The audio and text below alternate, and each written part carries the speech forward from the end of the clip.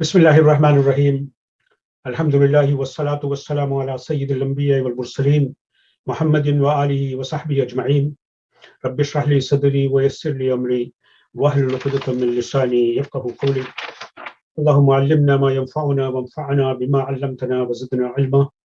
Ya Allah, teach us that which is beneficial for us and bless us in the knowledge you have granted us. Brothers and sisters, today I will start a new short series of episodes. This is about Fiqh, Tayseer fi Siyam. Uh, in other words, we are talking about the jurisprudence that brings out the ease, the facility, and the relaxations and the concessions applicable to Siyam. And the most important part of the month of Ramadan is fasting. So we are not going to discuss all the aspects of laws and the form and the spirituality of fasting. Of course, there are other departments in the site which you can use efficiently to enhance the knowledge of Islam, of fasting in various aspects. But this series specifically is concerned with Fiqh Tayseer to discuss the facility, the ease, the concessions, and the relaxations applicable to fasting. Before going into the details today in this particular session, I will introduce some basic concepts of the Sharia. Then in the next session, we will begin into the specifics. When you look at the Sharia is the divine GPS. It is like a map given to us by Allah subhanahu wa ta'ala, a GPS for us to navigate successfully through the rough waters of life, to reach the shore, the Akhirah. The Sharia is a manifestation of the divine mercy. Allah, through this Sharia, help us to attain felicity, to realize the best of our human potential, and to develop the sense of meaning and purpose in life, and to mold us with the right kind of attitudes, right kinds of beliefs, right kinds of manners. It is intended to develop our mind, our body, and soul. All of the acts of worship in Islam are intended to help us develop our body, our mind, and soul. Look at prayer in Islam. Prayer in Islam, the main purpose is to celebrate the remembrance of Allah subhanahu wa ta'ala, to bring us to directly face Allah subhanahu wa ta'ala and communicate with Him. And also a social dimension is to teach us human brotherhood and equality and help us organize and manage our time and instill in us a sense of responsibility. The next pillar is zakah. Zakah takes this to another level.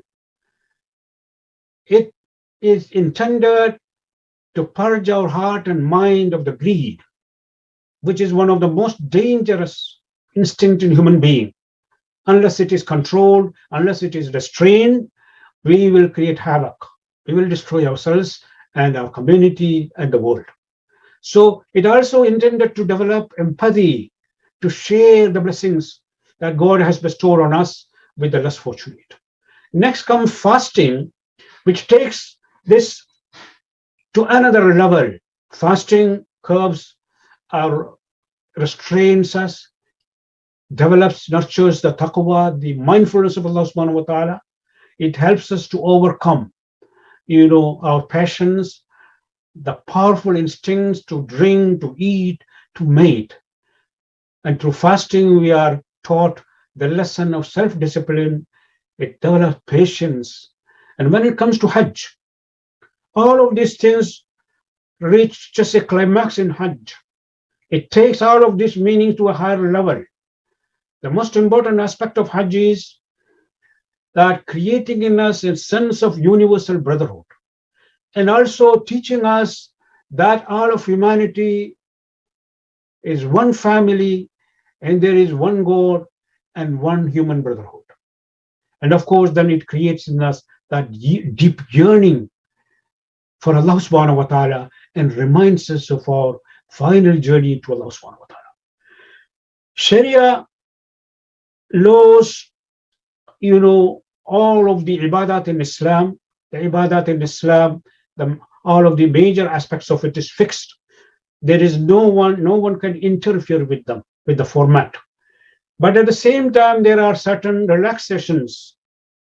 The whole nature of the Sharia in its legislation, Allah subhanahu wa ta'ala tells us Allah has revealed laws that are easy, that are simple, that are practical.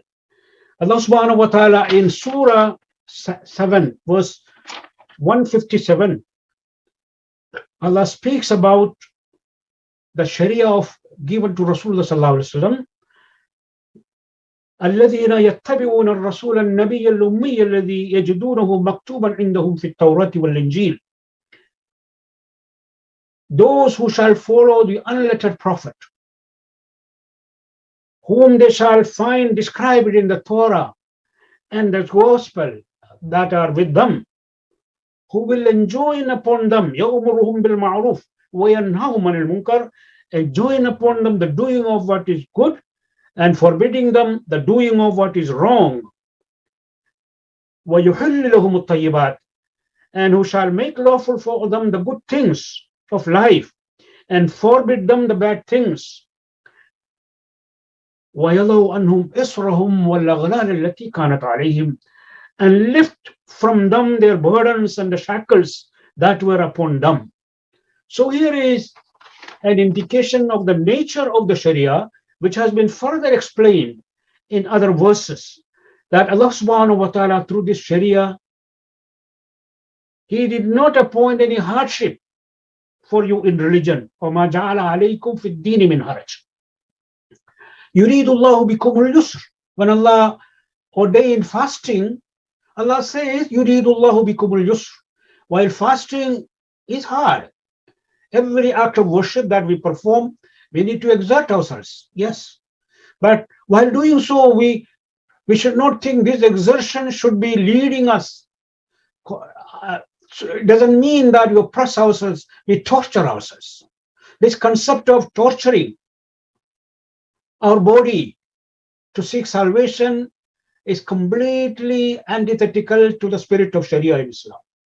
Allah does not wish to impose hardship on you, and He does not want to impose hardship. And another place in Surah Al-Baqarah, the last verse, Surah Baqarah, Allah does not compel any soul to do what is beyond its ability. And of course, the believers are to pray, our Lord, do not punish us if we have forgotten or erred.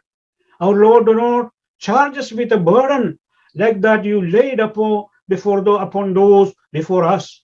Our Lord, do not impose on us what we cannot bear. And pardon us, forgive us, and have mercy on us. You are our protector, so help us against those who reject the truth. So, brothers and sisters, this Islamic Sharia, the laws of the Sharia, whether applicable to Salah or Zakah or Siyam, are practical, are easy, and wherever there is hardship, there is a relaxation. There are two types of rules, commandments. One is described by the scholars as azima. This is the first order. First order, Allah wants us, for example, to pray. And in prayer, we need to observe the particular times. It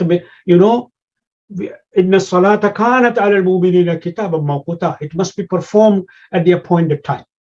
But if there is a hardship, and one cannot pray on the appointed times every single prayer, then relaxation comes. We are allowed to combine Dhuhr and Asr. And we are allowed to combine Maghrib and Isha. And while traveling, we can shorten our prayers. Instead of praying 4, the 2 rakah of Dhuhr, 2 rakah of Asr. But of course, we cannot shorten Fajr and Maghrib, but Isha we can shorten. And we can simply pray Witr. We don't need to perform the Sunan. See, same way, water cannot be used, tayammum as a substitution. So these are some of the relaxations. And of course, in the next episode, inshallah, we will talk about the relaxation specifics, because the topic of this series is Fiqh Tayseer fi Siyam, and we will begin dealing with the specifics in our next episodes. 3 more episodes we will have. أقول قولي هذا وأستغفر الله لي ولكم والسلام عليكم ورحمة الله وبركاته.